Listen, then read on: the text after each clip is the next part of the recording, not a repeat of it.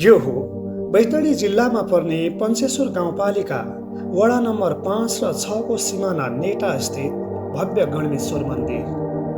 प्राकृतिक रूपमा अत्यन्तै सुन्दर र उच्च स्थानमा रहेको यो मन्दिर यहाँका स्थानीयहरूको आस्थाको केन्द्र मानिन्छ।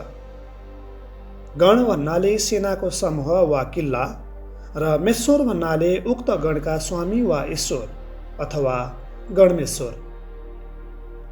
यहाँका स्थानीयहरूको किंवदन्ती अनुसार भगवान शिव आफ्ना गणसहित यस स्थानमा प्रकट हुनुभएकोले गणमेश्वर नाम रहन गएको हो भन्ने जनविश्वास रहिआएको छ।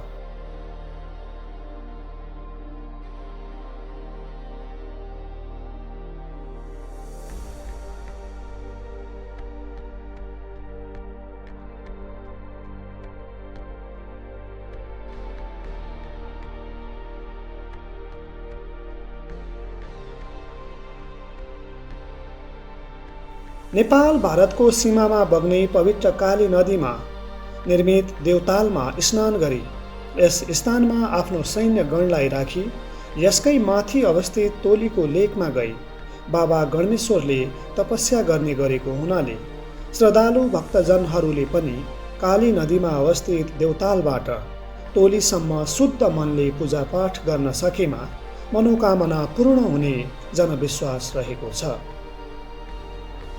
यस मन्दिरमा नवरात्रि सहित वर्षको 9 वटा पर्वहरूमा पूजा आजा गर्नुपर्ने चलन रहिआएको छ भने कार्तिक महिनाको वैकुण्ठ चतुर्दशीका दिन विशेष पूजा आजा सहित भव्य रूपमा मेला जात्रा सम्पन्न हुने गर्दछ।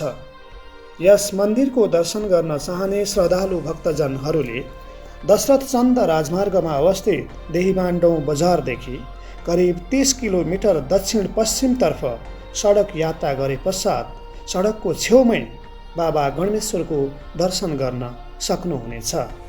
आउनुहोस् हामी सबै मिलेर हाम्रा धार्मिक, पौराणिक, ऐतिहासिक सम्पदाहरूको संरक्षण एवं सम्वर्धन गरौँ र सबैमाझ यिनीहरूलाई चिनाऔँ।